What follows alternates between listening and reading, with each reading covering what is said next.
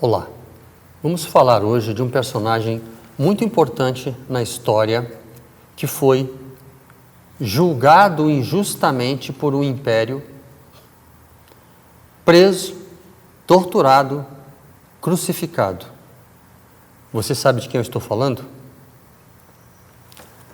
Na verdade, é um personagem que vai surpreender a todos, pois ele é pouco conhecido no Brasil, mas em todo o mundo oriental, árabe, islâmico, persa, ele é extremamente conhecido. Considerado um santo por muitos e um herege por outros. A sua história tornou-se conhecida no Ocidente através da figura em tela que foi o escritor, pesquisador, tradutor francês Louis Massignon. Não dá para falar desse personagem sem falar de Louis Massignon, que nasceu em julho de 1883 e faleceu em 1962. Louis Massignon foi um expert em línguas árabes, árabe e persa, e traduziu livros sobre este personagem para as línguas ocidentais. E o seu trabalho envolveu não meramente a tradução dos textos deste personagem que foi crucificado, como também ele criou um movimento chamado Badalia. Badalia quer dizer substituto, substituir. É um movimento que visava a integração dos católicos e dos muçulmanos. Esse movimento surgiu no Cairo em 1934. Ele foi fundado por Louis Massignon e Marie Carril, que era uma cristã de linha melquita. Os dois fundaram este movimento, cujo objetivo era rezar pelos e com os muçulmanos, numa tentativa de aproximar as duas fés, né? Esta fé que tem origem em Abraão, que tem a mesma origem. Então, Massignon tinha por objetivo construir uma ponte de contato, de ligação entre os católicos e os muçulmanos.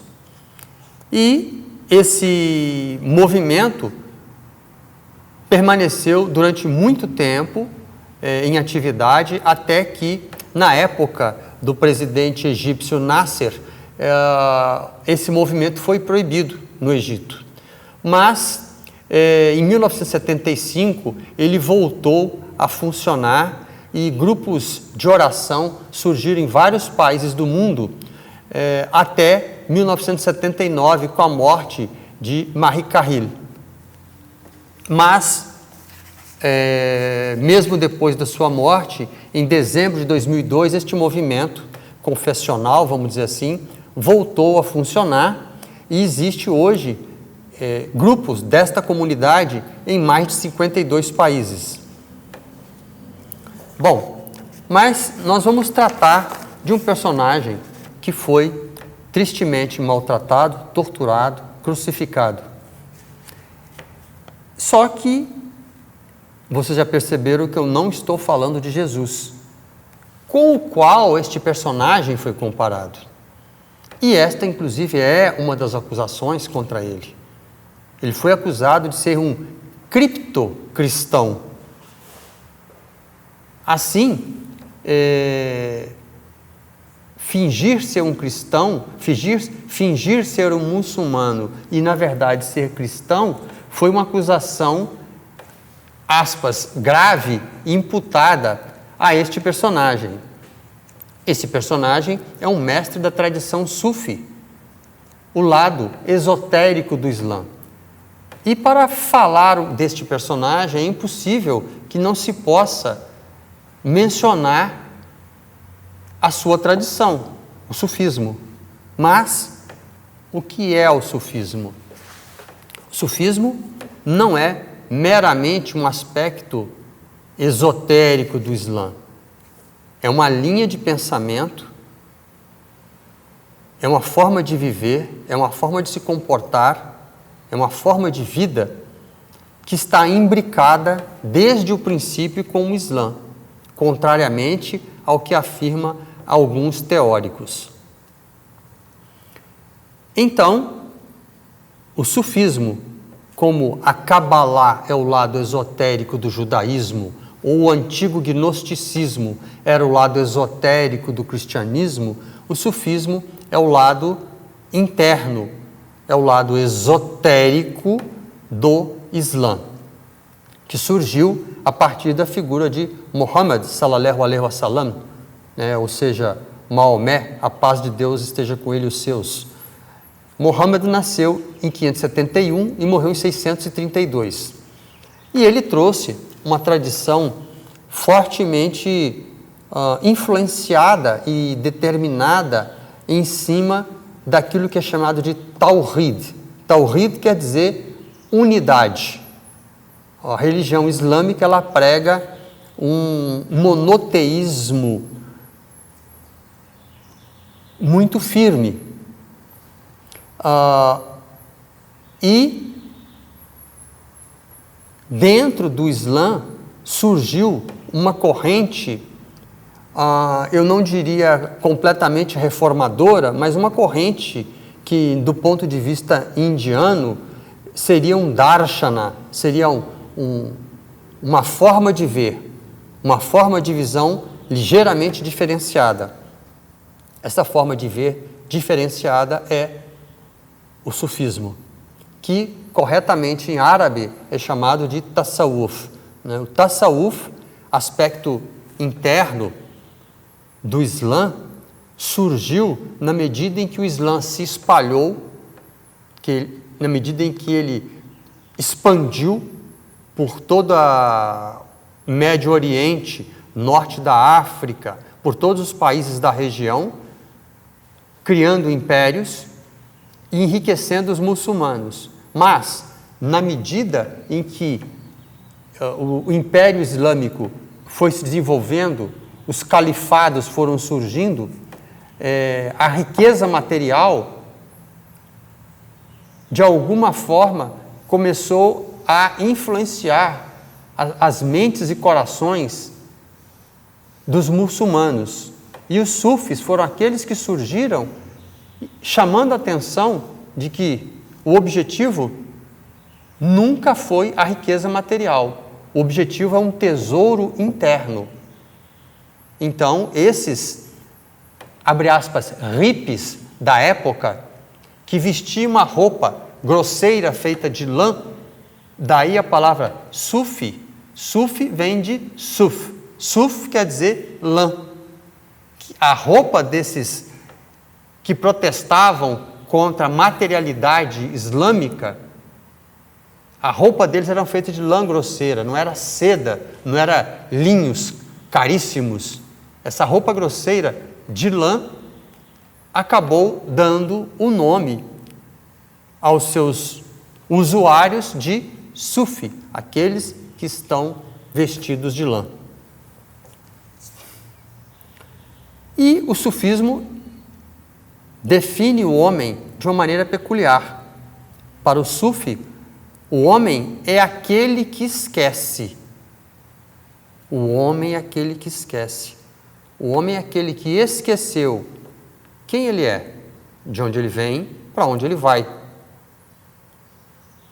Então, dentro de uma escola chamada, mais precisamente, de tarika, dentro de uma escola, dentro de uma tarika, desenvolvida por uma cadeia sucessiva de mestres espirituais, o que é chamado de silsilá, os sheiks, os mestres espirituais, ou os pir, os velhos, velho no sentido daquele que sabe mais, daquele que tem alguma coisa a transmitir, baseado na experiência e não meramente na leitura, no intelecto.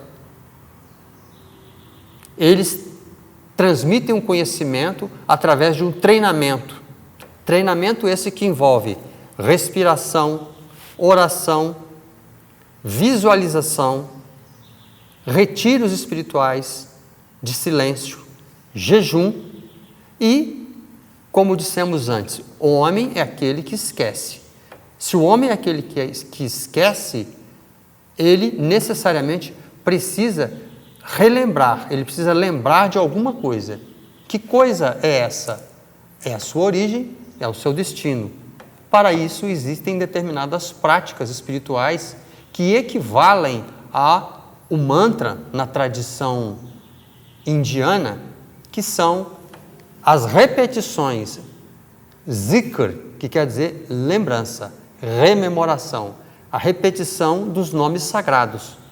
A repetição destes nomes sagrados cria um estado psíquico, um estado espiritual naquele que repete, porque ele está invocando o nome, um dos 99 nomes sagrados. Cada um desses nomes tem um poder, tem uma força, tem uma energia, tem uma vibração. Não devemos nos esquecer que tanto na tradição bíblica quanto na tradição corânica, o mundo foi criado a partir de um comando verbal, do som.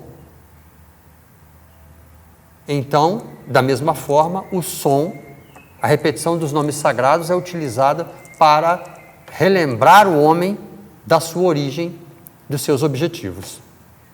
Talvez os sufis mais conhecidos sejam, no Ocidente, sejam Rumi, o grande poeta de língua persa que está enterrado em Konya, na Turquia, Hafiz, Saad Shiraz, Omar Khayyam, Attar, que escreveu A Linguagem dos Pássaros, e eu tenho uma predileção, de alguma forma, também pelo Emir Abdelkader, o grande fundador do Estado argelino moderno, do qual já apresentamos algumas conferências e falamos em outras ocasiões. E estamos preparando um livro a respeito da vida do mesmo. Vamos falar especificamente sobre Al-Hallaj. Nós temos na tela alguns livros, inclusive traduzidos por Louis Massignon, sobre a vida e a obra, aquilo que Louis Massignon chama de a paixão de Hallaj. Assim como existem livros que falam, filmes, peças de teatro que falam sobre a paixão de Jesus, de Aissa bin Mariam, como é conhecido no Islã, da mesma forma existem livros, textos que falam sobre a paixão de Hallaj, a prisão, o julgamento, a tortura e a morte deste grande mestre espiritual.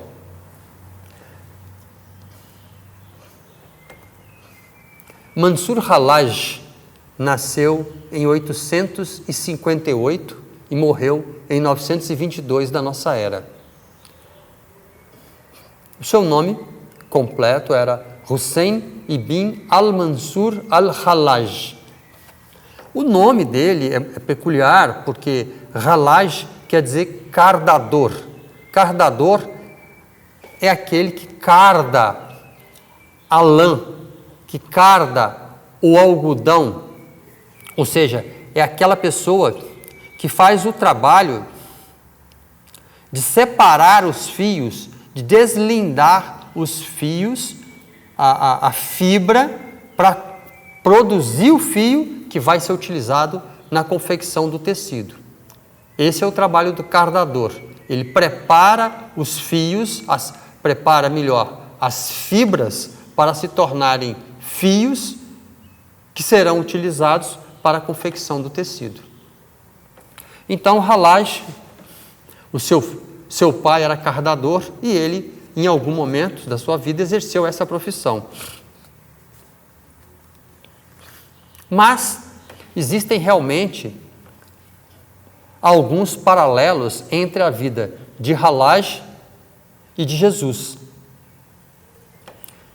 Tem um determinado momento na vida de Jesus que ele vai ao templo, ainda criança, e discute e dá lições aos rabinos. Uma criança discutindo e dando lições aos rabinos.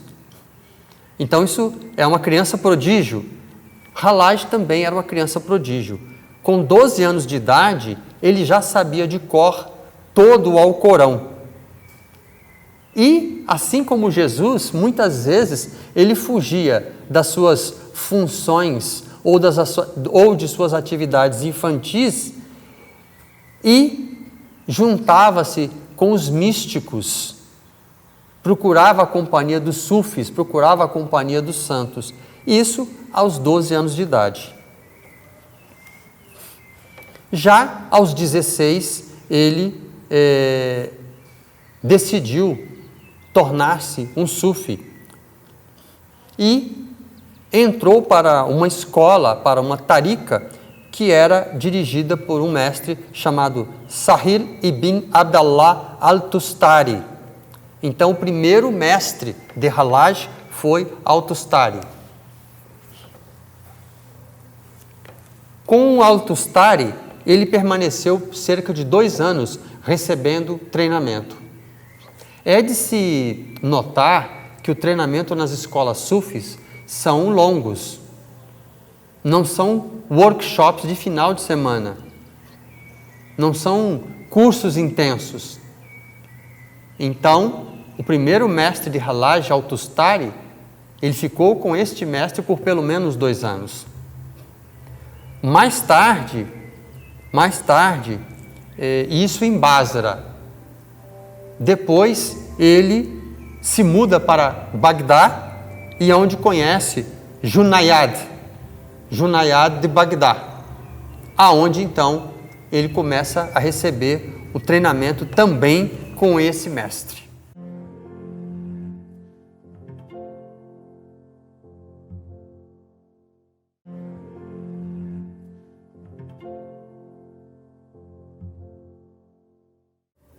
Então, em Bagdá,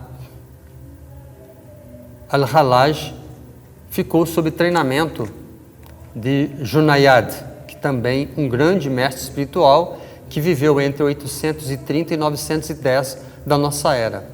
E o Junayd era um mestre realizado e ele tem uma frase que define muito bem a questão de Halaj, que é a seguinte expressão: a água assume a cor do copo. A água assume a cor do copo. O que ele quer dizer com isso? Ele quer dizer que quando a revelação espiritual se manifesta através de uma pessoa, a pessoa em questão expressa isso de acordo com características próprias, de acordo com a natureza da pessoa. E isso foi exatamente o que aconteceu com o Halaj. Ele não conseguia, o Halaj, quando atingia altos níveis de percepção espiritual, de estados alterados de consciência, ele não conseguia se conter. Então ele colocava para fora, ele manifestava o que ele sentia, o que ele estava passando, sem censura nenhuma. E isso causou escândalo aos ortodoxos.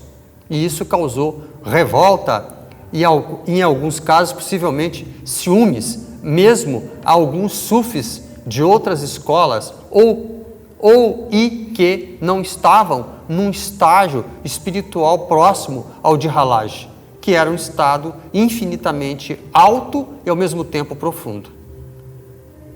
E foi exatamente isso que levou à condenação. A condenação daqueles que faziam interpretação estrita da lei, como também teria acontecido com Jesus. Então, Halaj ficou durante muito tempo sob orientação de Junayd de Bagdá.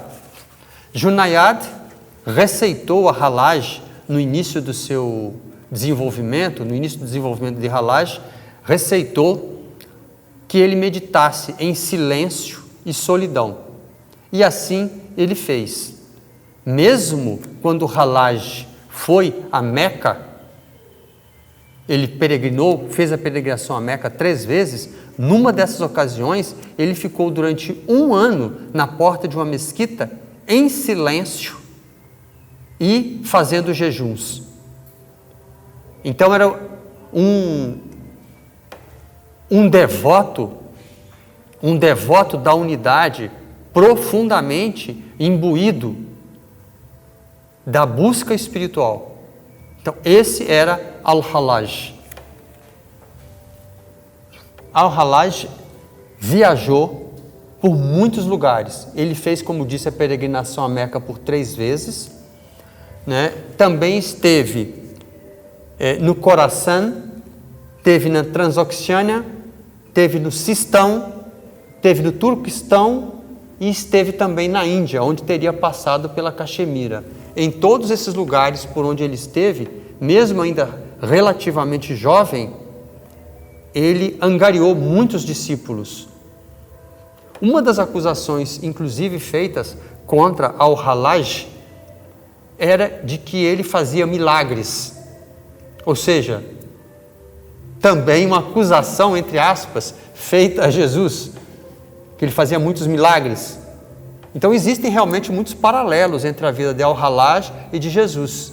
E isso, que seria uma coisa elogiosa em qualquer lugar, tornou-se, no caso de Hallaj, uma acusação por parte dos ortodoxos, por parte daqueles que aplicam a lei de forma estrita e sem bom senso. O que muitas vezes leva à coisa mais terrível que é, ou seja, o fanatismo.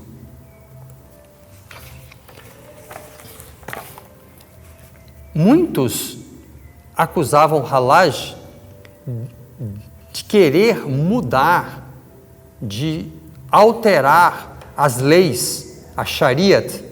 Em algumas ocasiões, ele disse que, com relação à peregrinação, por uma vez, pelo menos na vida, o muçulmano deve peregrinar a Meca, fazer uma viagem ritualística, simbólica, até Meca. Indo até Meca, ele deverá cumprir determinados rituais, circular a mesquita sagrada durante algumas vezes, cumprir um ritual tradicional. Como Hallaj fez uma observação sobre isto, uma observação simbólica sobre esse assunto, naturalmente, os ortodoxos interpretaram a sua manifestação como herética. Por quê? Ele teria dito: o que importa é transformar-se, é se autotransformar, é transformar-se 7 vezes ao redor da Kaaba de seu próprio coração. A Kaaba é o prédio, a construção quadrangular que fica no centro de Meca, à volta do qual os muçulmanos devem fazer a circulação. Eles devem caminhar em círculo à volta desse monumento. Então, o Hallaj disse que o mais importante do que ir a Meca de uma forma mecânica era circular 7 vezes em torno do próprio coração, da Kaaba do coração. Ou seja, mais um argumento a ser utilizado na condenação de Hallaj. Alguns dos ensinamentos de Hallaj que parecem inovação ou heréticos são extremamente simbólicos, são extremamente espirituais. Mas algumas pessoas não têm essa capacidade de percepção e de visão. Hallaj, interrogado uma vez, disse o seguinte: não há nada envolto em meu turbante senão Deus.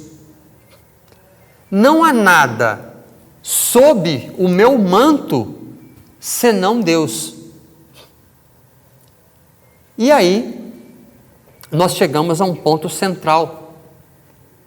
Porque, num determinado momento de transe espiritual, num determinado momento de estado alterado de consciência, em alguns momentos de estado alterado de consciência, ele teria usado publicamente a expressão Ana al-Haq. Ana al-Haq quer dizer eu sou a verdade em árabe. No Ocidente, talvez isso não represente nenhum problema. Muitos políticos dizem que são a verdade ou representantes da verdade. Mas, no Oriente Médio, na religião islâmica, Al-Haq, quer dizer a verdade, é um dos 99 nomes de Deus. Então, os ortodoxos, os seguidores estritos da lei, sem bom senso, sem análise, os invejosos, mesmo alguns sufis ficaram escandalizados e acusaram Halaj de heresia, porque ele estava dizendo, na interpretação ortodoxa, na interpretação vulgar, segundo essa interpretação rasteira, ele estava dizendo que ele era Deus. Na verdade, ele estava imbuído, de certa forma, do espírito da unidade. Quando ele afirmava que ele era Deus, ele estava negando o seu eu inferior, ele estava negando o seu ego. Diferentemente, como é colocado em alguns textos sufis, com relação ao faraó. Quando um faraó egípcio dizia que ele era Deus, ele estava dizendo que o eu pequenino dele era Deus. Mas, quando Halaj dizia Ana al-Haq, ele estava negando o eu. Ele estava afirmando a unidade que está por detrás de todas as coisas. E isto nunca foi muito bem entendido, isto nunca foi bem assimilado na ortodoxia. Tanto é que, mesmo hoje, Halaj não é aceito em alguns países árabes ou em alguns rincões mais ortodoxos ou fanáticos. Lamentavelmente. E o que acontece com Halaj por causa disso? Acontece que, devido a essa acusação de heresia, ele foi preso. Ficou 11 anos preso. E depois de um longo e tenebroso processo, ele foi condenado à morte. E não foi uma coisa rápida e indolor. Houve muito maltrato, muita tortura, e a morte dele foi uma coisa bárbara, porque ele foi pregado numa cruz, já que foi acusado de gostar mais de Jesus do que de Muhammad, a paz esteja com ele. Ele foi pregado numa cruz, foi torturado, as mãos e os pés foram decepadas e o corpo queimado e jogado no rio. Então é uma coisa realmente muito... é uma história muito forte, né? A paixão de Halaj é muito forte, né? Sob todos os aspectos. Em nenhum momento ele se queixou, em nenhum momento ele se reclamou. né? Ele estava sempre com um sorriso nos lábios, porque na verdade o eu pequeno dele não estava mais ali. A sua consciência estava num nível tão alto, tão profundo, que qualquer coisa referente, qualquer acontecimento referente ao seu corpo físico já não lhe dizia mais respeito.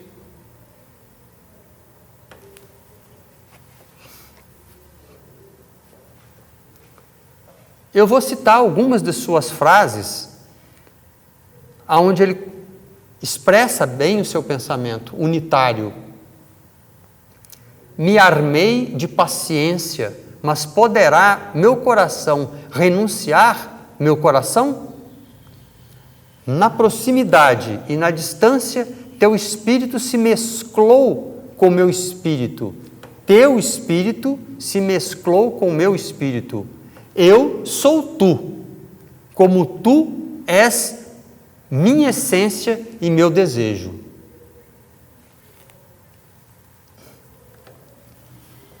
Essa busca da unidade tem paralelos na tradição, tanto na tradição hindu quanto na tradição cristã. Porque num determinado momento,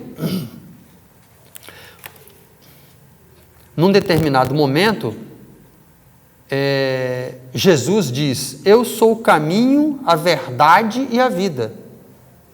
Jesus diz, eu sou o caminho, a verdade e a vida. Tal como Halaj, Jesus também disse que ele era a verdade.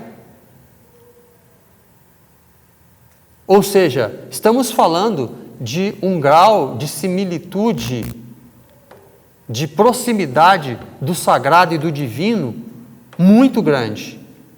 Por outro lado, na tradição hindu, existe também a famosa expressão Aham Brahmasmi. Aham Brahmasmi quer dizer, eu sou Brahma, eu sou a verdade final. Mas pode uma pessoa comum, vulgar, dizer, eu sou Brahma, eu sou a verdade, Ana al-Haq? Não, claro que não.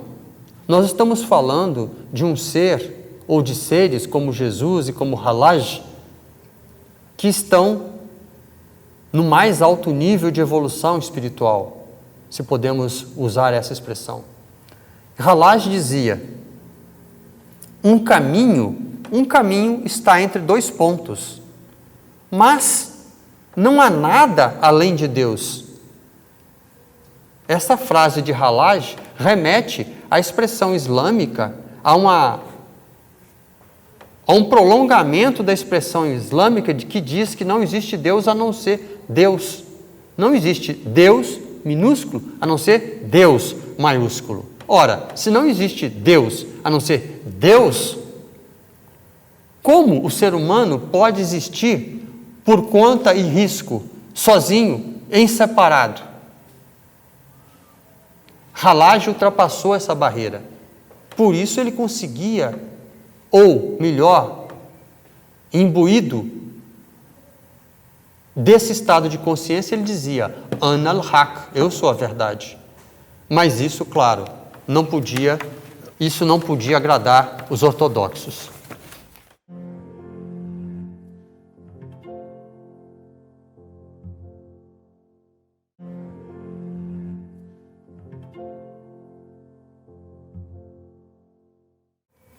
Numa ocasião,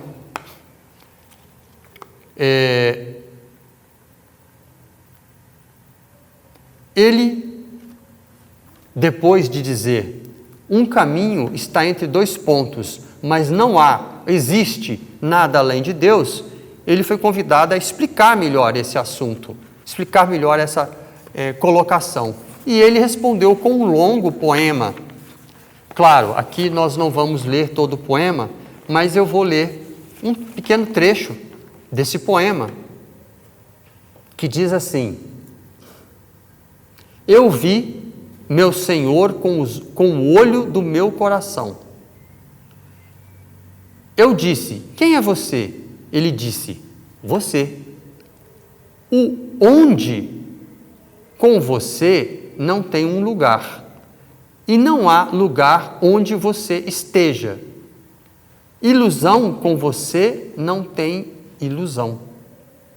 A ilusão pode saber onde você está? Você é quem reúne todos os lugares. Para lugar nenhum, então, onde você está? Na minha aniquilação pereceu. E na minha aniquilação eu te encontrei. No apagar do meu nome e no contorno da minha forma. Eu perguntei sobre mim e eu disse: você. Meu segredo mais profundo apontou para você. Até que eu fui aniquilado para mim mesmo e você permaneceu. Você é a minha vida e o segredo do meu coração. Onde quer que eu esteja, você está. Você engloba tudo com conhecimento. Tudo que eu vejo é você. Então conceda perdão, meu Deus, pois não há nada que eu deseje além de você. Esta foi a resposta de Halaj para a frase: um caminho está entre dois pontos, mas não há nada além de Deus. Essa foi a resposta e a explicação de Halaj. Das obras de Halaj, a mais famosa é o Tawassim.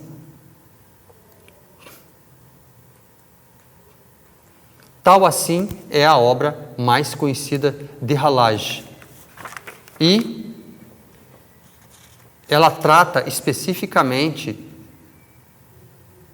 de explanar sobre a unidade e também trata da relação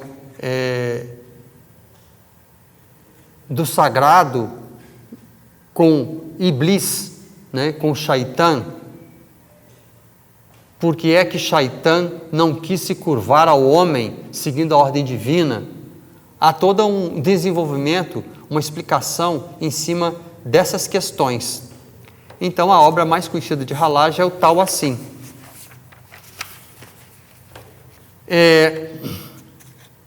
Eu gostaria de detalhar um pouco mais sobre o processo de Halaj. Quando Halaj dizia: eu sou Deus, isso nas palavras de Shams de Tabriz. Shams de Tabriz é um personagem, é um mestre espiritual muito famoso, porque ele foi o mestre de Rumi, o maior poeta de língua persa, o maior mestre sufi e poeta de língua persa, que escreveu o Masnavi. Rumi está enterrado, como dissemos, em Konya, na Turquia, e é o criador da ordem dos derviches rodopiantes. Então, Shams de Tabriz falou sobre Halaj a seguinte coisa: quando Halaj disse: eu sou Deus, ou seja, quando ele disse Ana al-Haq, foi dito com muita humildade, sem arrogância, e aquele que afirma Ana al-Haq diz em verdade que ele não é, só há Deus. Ele não é coisa alguma. Ele está dizendo que na verdade só existe Deus. A partir do amor de Deus, a pessoa se sente em uma fusão completa com Ele. Essa é a explicação de Shams de Tabriz, mestre de Rumi, sobre Halaj. E Halaj, na sua paixão, no seu julgamento, prisão, julgamento, condenação e morte, num dos últimos dias, já próximo de seu sacrifício, alguns dos discípulos estiveram com ele e pediram um conselho. E ele teria dito um dos seus últimos conselhos aos discípulos, e eu acho que um conselho dado por uma pessoa que sabe que vai morrer, e uma pessoa desse nível de espiritualidade, um dos seus últimos conselhos foi: o seu eu Se não o dominares, ele te dominará. O seu nafs, o seu desejo, seus pequenos desejos, se você não o dominar, ele te dominará. Então aí houve no dia seguinte a crucificação, né, o esquartejamento e ele foi queimado. E conta-se que quando ele foi pregado na cruz, ouviu-se uma voz que dizia: eu sou a verdade, Ana al-Haq. E quando cortaram o halaj e cada gota de sangue caía no chão, se ouvia Ana al-Haq. E quando ele foi jogado na fogueira, se ouviu Ana al-Haq. E quando ele foi jogado no rio, se escutou Ana al-Haq. Eu sou a verdade. Então é uma história arrepiante. Uma história arrepiante e comovente. E nunca se ouviu dele nenhuma reclamação, nenhuma queixa. Porque a morte física para ele era a última etapa da aproximação do sagrado. Era a última etapa da viagem. A vida é uma viagem que tem princípio, meio e fim. E segundo a tradição, nós voltamos ao Criador com o final desta viagem. Eu gostaria, pois, de encerrar essa apresentação lendo um texto que escrevi em reverência à memória de Al-Halaj. E esse texto, naturalmente, tem algumas palavras em árabe, mas acompanhadas da natural tradução. Acho que pelo menos nós aprendemos uma palavra em árabe nesta apresentação. Palavra essa que é Al-Haq. Al-Haq, ou seja, a verdade. E vamos aprender mais uma palavra que é Hu. Hu quer dizer ele. Ele quem? Ele. Deus. Então, nesse poema, ou nessa tentativa de poema,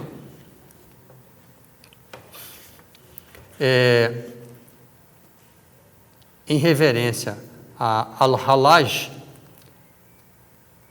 nós nos expressamos da seguinte forma. O título desse texto é O Cardador de Lã. O cardador de lã, aquele que prepara a lã para se transformar em fio para a produção do tecido. Sendo que como nós falamos, a palavra suf é derivada de suf, que quer dizer lã. Então, vamos lá. O cardador de lã. O ortodoxo olha, mas não vê. Desencontrado na burocracia do fikr.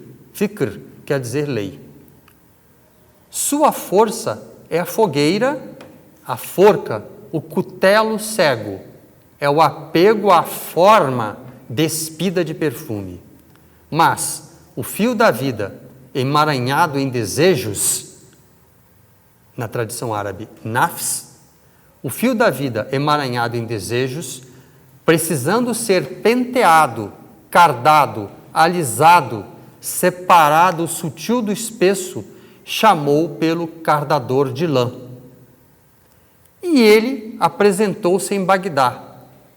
A verdade última, Haq, ecoava de seus lábios, pulsava em cada gota de sangue derramado, cada alento era a verdade. E cada átomo de suor e dor, a verdade última. Cada espirro de alegria, Al-Haq, a verdade. Foi crucificado na matéria, mas não morreu. Esquartejado pela cegueira, mas ficou inteiro. Queimado pela ortodoxia, floresceu das cinzas. Lançado ao rio, não afogou. A verdade não se enterra não é despedaçada, não arde no fogo, não se afoga na água. A verdade é ele, Hu. Ela era o rio e o cutelo, o fogo, a água, ar e terra. Ele. Se a verdade é suprema, sempre presente em cada átomo, alento, elemento, luz ou escuridão, Halaj, mergulhado abissalmente nela estava. Ainda que não quisesse, pudesse ou desejasse, Hu é Hak. Obrigado. Até a próxima vez.